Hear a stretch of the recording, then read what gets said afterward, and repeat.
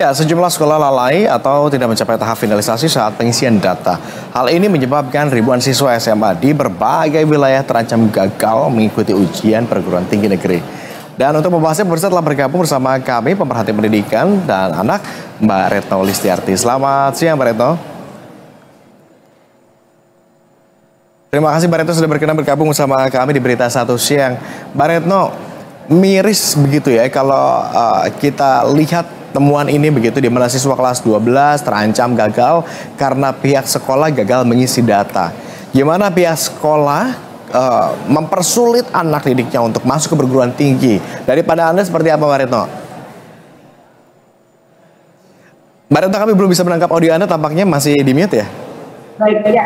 Okay. Pertama adalah tentu saja ini sebuah kesalahan sekolah yang merugikan seluruh anak ya. Jadi bagi saya ini sesuatu yang sungguh memprihatinkan. Dan ini beratus-ratus anak, kalau digabung jadi ribuan anak. Ya kan pasti banyak di wilayah-wilayah lain juga tidak terdengar nih kabar ini. Tetapi sebenarnya terjadi gitu. Nah yang kedua, harusnya nggak terjadi ini. Karena pemerintah itu menyediakan waktu itu 1 bulan untuk mengisi PPDS ini. Jadi itu udah lama banget, dan ketika 1 bulan atau persis 30 harinya itu mau ditutup, itu sebenarnya mereka sudah memberikan perpanjangan waktu juga 1 hari. Hanya perpanjangan waktu itu sampai jam 15, jadi tidak sampai pukul 00 gitu ya, atau jam 12 malam, tapi di pukul 15. Nah, di sini itu sebenarnya kenapa mungkin mereka ngisi. Mungkin operatornya ngisi, jadi operator harusnya memang tidak juga dijadikan kambing hitam ya. Karena operator kan sangat bergantung pada data yang diberikan oleh pihak sekolah dan dia menginput. Nah sebenarnya itu ketika masukin aja terus tapi belum finalisasi. Jadi ada 3 tahap sebenarnya yang diminta di dalam sistem ini. Jadi pertama tuh ketika kita mulai udah selesai nih finalisasi, dia menanyakan kembali. Lalu kemudian ketika kita klik lagi, sebenarnya dia mempertanyakan kembali apakah sudah siap dan lain-lain. Karena begitu kita klik finalisasi hingga tahap yang ketiga tadi, maka nggak bisa lagi ditarik. Nah, kelihatannya sekolah-sekolah ini satu, dia mungkin tidak mencicilnya dari sebulan yang lalu. Kan harusnya datanya dicicil aja dulu. Finalisasinya nanti mendekati. Dan jangan didekatkan pada hari haknya ditutup. Karena kan ini se-Indonesia. Kalau semua masuk pasti ada trouble gitu ya. Karena kan pintunya potensi satu, crash di servernya gitu ya. Karena semuanya berkumpul di belakang gitu ya. Iya, jadi sesungguhnya ini bukan yang dadakan atau hanya diberi waktu seminggu, enggak, sebulan lebih. Jadi jelas ini human error. Dan untuk mengisi data ratusan siswa gitu? Cukup. Memang agak rumit ngisi ya, karena gini, misalnya mata pelajaran yang kemudian akan dijadikan seleksi kan sesuai jurusan si anak. Memasukkan satu-satu itu butuh waktu memang.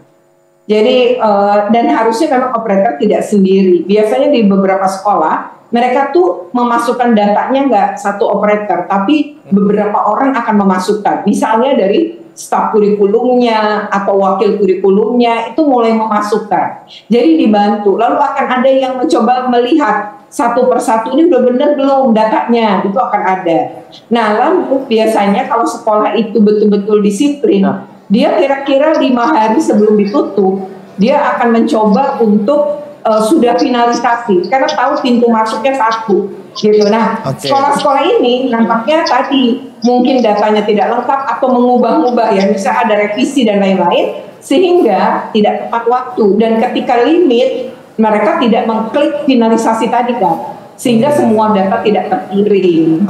Tapi Mbak Retno, yang Anda titik beratkan di sini, yang coba Anda tengarai lebih kepada sulitnya mekanisme pengisian data atau sistemnya yang memang tidak familiar begitu bagi operator pengisi data, atau memang ada tingkat kedisiplinan yang tidak tertib begitu oleh operatornya begitu?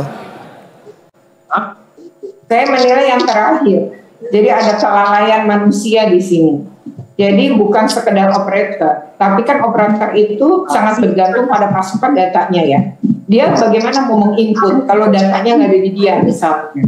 Jadi ini yang menurut saya itu lebih ke sana, karena pertama secara sistem ini udah bukan tahun pertama. Jadi udah bertahun, walaupun Kemendikbud pisah tiga, juga pecah tiga, tapi ini bukan yang pertama. Dan sebenarnya sekolah-sekolah itu udah biasa, ya udah biasa mengisi yang kayak gini. Jadi kalau kemudian ya tiap tahun juga ada sih peristiwa gini, cuma peristiwa yang separah ini kayaknya baru tahun ini gitu. Nah kalau secara sistem mereka udah familiar. Kemudian yang kedua, waktu sudah cukup panjang gitu ya. Tahapan finalisasi juga sudah berkali-kali ditanya ya. Artinya ini tidak langsung finalisasi juga. Lalu Kemendikbud juga Kemendikbud pun sudah memberikan tambahan waktu 1 hari. Jadi menurut saya sih kalau masalahnya adalah di jaringan, masalah di itu, saya rasa itu dimaklumi pasti oleh pihak UNTA. Tapi ini kan sebenarnya bermasalahnya itu ketika masuknya beramai-ramai atau di limit atau di deadline, ya detik-detik akhirnya seperti ini gitu, dan anak-anak ini dirugikan. Jadi secara perundangan sebenarnya ini hak anak dirugikan dan bisa nuntut ke sekolah-sekolah ketika ini terjadi karena mereka jelas-jelas dirugikan. Jadi tidak keliru kalau tadi kita lihat tayangan begitu, siswa-siswa melakukan aksi demonstrasi begitu kepada pihak sekolahnya menuntut keadilan karena data mereka tidak masuk. Ini adalah hal yang sangat sah, sangat diperbolehkan karena ada hak anak-anak dirugikan begitu.